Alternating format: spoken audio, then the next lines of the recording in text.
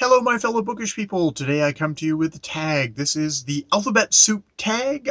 N is for Novella, created by Shawn the Book Maniac, who is going to go through the entire alphabet in non-alphabetical order and create a tag for each letter of the alphabet. I'm waiting for every single one of those, Shawn. Maybe also 1 to whatever number. I have to have pi in there, but that would be an infinite thing. You'd have to tag Dane, because I think Dane knows pi to a great number. But that said, let's get on with these prompts for N is for Novella. Starting off with number 1, N is for Novella. The last good novella that you read. I'm not quite sure. Maybe that would be The Great God Pan by Arthur Machen. That was an okay novella. I'm gonna do a duo. It's actually 2 novellas that are playing off of each other. There's The Deep Dream Quest of The Unknown Cadith by H.P. Lovecraft, which is a fellow falling into a dream world, exploring a dream world. It's very much I think it's one of H.P. Lovecraft's more kind of longerish works, and it's definitely the most H.P. Lovecraft of it because it's all taking place in a dream. So it's all very odd and racist and sexist and all those things within this dream. And I'm going to pair that with a response. The Dream Quest of Unknown Cadith was, I think, originally written in 1927 and published in 1943. But there was a response to this by Kij Johnson in 2016 called The Dream Quest of Velvet Bow, which takes the viewpoint of an inhabitant and a native of this dream world who is a woman, and it's a very interesting, just kind of a re-refraction of Lovecraft, this Lovecraftian world, through this different eyes, different senses there. So they make a good pairing to each other. Perhaps sort of shows why Lovecraft keeps on chugging along, because you get other authors responding to him in creative ways, not just sexism is bad, racism is bad. It's like, no, actually kind of going a little bit deeper than that. So those are the two novellas that I will put in that of the last good ones, I guess. Good, good pulpy sense. Pulpy is nice and pulpy and messy and not necessarily good in a good sense, but in a pulpy sense, which I can respect. Number 2, N is for Neighbor, a work of fiction focused on, or at least largely concerned with neighbors. And I'm going to pick a book by Emily St. John Mandel, who is sort of a neighbor because I live on Vancouver Island. She was apparently raised on Denman Island, which is just off neighbors to Vancouver Island, very close neighbors. She now lives in New York and is big time author. And her novel Station 11, 2014, which is a post-apocalyptic. It starts just before the apocalypse and it continues on in the apocalypse. And what says neighbors more, getting along with the neighbors more than post-apocalyptic world where everybody's dog eat dog and all that sort of stuff. And this was actually the Arthur C. Clarke Award, even though actually it's interesting. This novel is it is definitely a literary post-apocalyptic novel versus something like David Mitchell's Bone Clocks, which actually sort of suffered because it went away from it was much more science fiction-y, actually, I would say, David Mitchell's book, but I'm not talking about that. I'm talking about my neighbor of Station 11. So yeah, that's what I have for that one. Number 3, N is for Name, a writer that you would recommend whose first or last name starts with N. I've got 2. First, in the kind of more, I guess, later series thing, I've got Garth Nix and his Old Kingdom series, which there's only 3 books of. It's a little known fact. Well, actually, there are more books in this series. This is the core 3, starting off with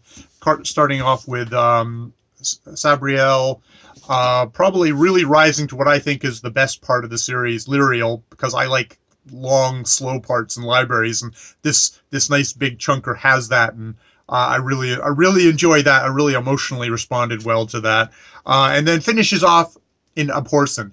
There are other books in the series. I feel like the author kind of went to the well one time too many there. He's a really good writer. I just feel like I wish he would kind of move on from that series and move on to something else.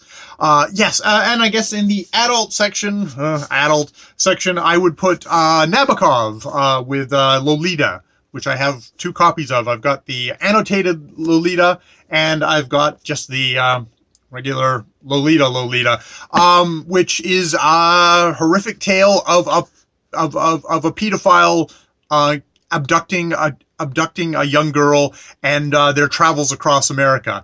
It is a Humbert, the main character in this book, is a vile, terrible creature who I think he's described within these pages through his own words as like a bloated spider, and that's indeed what he is. I think the book has enough in it that you can actually kind of peer past him and actually get to really magnify the horror. Is you get the sense of Dolores, what is the actual real name. Lolita is what the pedophile calls the little girl in this book, but you can actually find the story of Dolores in here, which makes it all the more hard-hitting and terrible. And it is also written in a glorious English, maybe overdone for some tastes, but really glorious and precise and terrible English.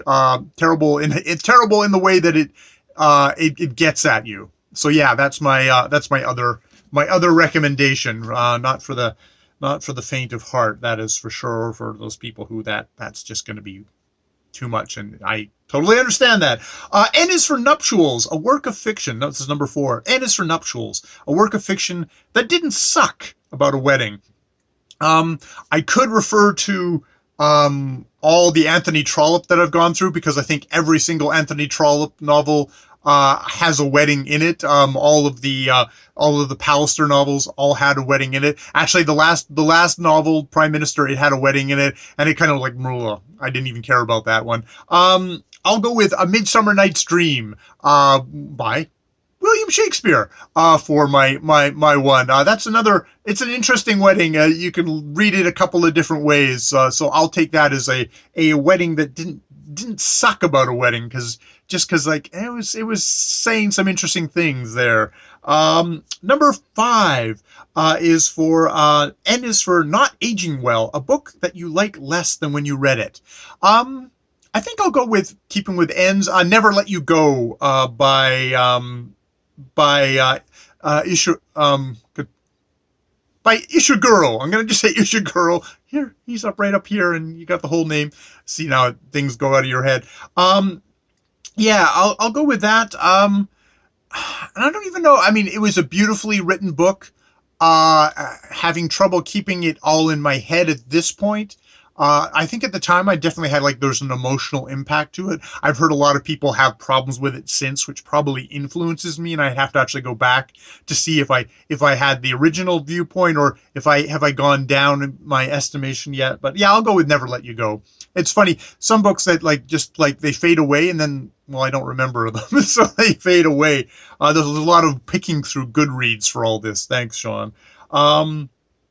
Number 5, N is for N, a book title with lots of N's, and I've gone for the narrative of Arthur Gordon Pym of Nantucket by Edgar Allan Poe in 1838. I guess it's the longest work of Poe. I guess it's got adventure, cannibalism, being buried alive twice. You got to get being buried alive in your Edgar Allan Poe. And it's got a whole thing of kind of, it's apparently kind of based on a whole thing of the hollow earth theory, which I like in my fiction, is this really silly thing of, you go inside the earth and there's a whole other world in there, which, is great for your fantasy novels or your very old science fiction novels. Jules Verne used this. Edgar Rice Burroughs, I think, also did. And there's been some more modern things. I was on a little kick there for a while of the hollow earth novels, that was in there. It gets very kind of symbolic at the end. It's definitely a mess. You can see why this isn't well known. Apparently it was one of these things that supposedly influenced someone like Herman Melville, which I think you much more go to the Herman Melville kind of weird symbolic or literary side of things versus the kind of there's a pulpy side to this as well, but it seems to be veering, especially at the end, towards the more literature. There's the whiteness of the whale, I guess, and there's the whiteness in the end of this book, which you might also get into the H.P. Lovecraft kind of thing as well.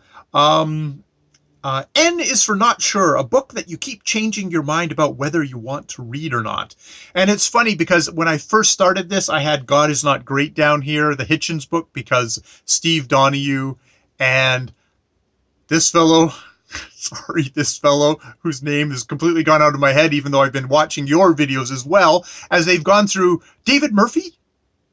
Am I right? Up here if I'm right, about doing a chapter a day during the week of God Is Not Great. And I've been enjoying that so much, watching that I went, oh, okay, finally I found a YouTube video where there's the audio of the book, because I don't particularly want to give Christopher Hitchens my money. I'm an atheist, but I'm an atheist who's like, keep those guys away from me. So I am listening to that. I'm reading, consuming it in some sort of thing, so I can play along at home with Steve Donahue and David Murphy. Am I right? Oh, man, should have written that down. So at the moment, I will put my answer down as The Road by Cormac McCarthy. I'm not sure if I'll read it or not. It's one of these books that I think it gets talked about so much that I just don't feel like reading it because everybody's yakking about it. There's a certain level of interest of like everybody's doing something that makes me just kind of go, I'll just go over here and find something of my own to do. Number 8. N is for Nitpick. Oh, I forgot about that one. Some small literary writing or book related thing that drives you around the bend. And I think I've got down here, when you have like in books where you have author's notes where they talk about, oh, I composed this in using this kind of a pen, or in these notebooks, or I use this kind of, computer thing, which I find is just like, as somebody who's just like, I'm just about the actual text. I don't even really care about the edition. If I can get a crappy paperback that's cheaper than your beautifully illustrated hardback, I will go for that, because I'm much more about the writing than I am about all the prettiness about it. Which isn't to say that I don't love my pretty books. It's just that I just find that it feels like the writer's going like, oh, the process. And I'm like, yeah, that's fine. I just want the story. Thank you, sir. I'll just be over here. Leave me alone. Number 9, Next to Nothing. A book that you read as an adult that you can barely remember a blessed thing about. I had a couple. I mean, it's one of these, that is one of those questions of like, tell me about a book that you can't remember anything about. I can't remember anything about the books that I can't remember anything about. So what would those books be? Here's a key in with my next one. There's The Bone People by Carrie Hume, a New Zealand author. That will come up in the next prompt. Is like, I remember really liking that book when I read it, and I have no memory of it. It's zero. I got nothing. I cannot remember anything about it. I think I remember it being kind of, oh, that was a good book at the time. Got no memory. I think there's a beach. There's stuff happening on a beach, maybe. I got nothing. So number 10, N is for New Zealand. A book or writer you'd like to read from there. And if you don't know of them, any of them that you know of, find out about one and it'll be fun. It turns out that The Luminaries by Eleanor Catton, she is a New Zealand author. It says that in Goodreads. And I think I actually have an electronic version of that somewhere, which I've heard people say good things about and bad things about, like kind of dragging themselves through. And it's a giant book. So I don't know if I'll get to that one anytime soon. I'll just have the nice little electronic copy somewhere. I think on the top of some lists there was Plum by Maurice Guy, a 1979 novel, which, yeah, maybe I'll try that at some point. No promises. I'd like to. Yeah, I'd like to. No promises, though. It could be like 20 years from now that I get to it, or I run across the book in a bookstore tomorrow and I pick it up. N is for Nodding Off, a mind-numbingly boring book. That would be the volume 2, not volume 1, because I never got to volume 1, because it was in a library collection somewhere. The Autobiography of Mark Twain, volume 2. That was, and it was unabridged. That was probably my thing. That was like one of those things of like, this is where I needed some editor to go through and chop out the really boring publishing stories, or the really, just mind-numbingly time-specific kind of politics of the United States, very local politics of the United States at the time. I found that really boring. And that's from an author who I read other of his books, his travel books, his fiction, that I really loved. But yeah, that was the volume 2. Volume 1 might be super exciting. Volume 2 of the Autobiography of Mark Twain was really boring. I probably did not make my way through it. 12. N is for next. The next book that you're going to read.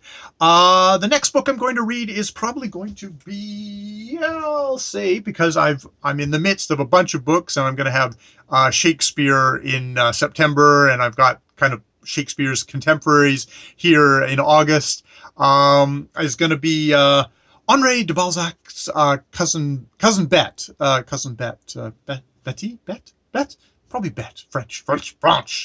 Henri de Balzac, cousin Bet. Don't at me yet, all you French people, because I'm not on Twitter. Which I'm going to be doing Cousin Pons.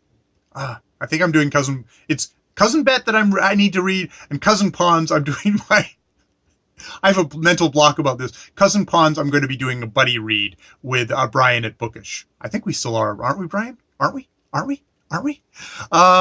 Yeah, if you can tolerate me. So yes, and number 13 is N is for Now It's Your Turn. Tag a bevy of booktubers, which seems slightly hypocritical coming from Shawn the Book Maniac, who says, no, everyone who watches this tag, everyone who's done the other A tag in this series, anyone who's done B or C or D or E or F or wherever he's at, can go on and do all these tags. I'm supposed to tag people, so here's my list of people I'm tagging. Got out of that one, didn't I? It's a list right there. Okay. Wow, I think this was pretty insufferable and pretty long. I'll see if I post it. More videos later.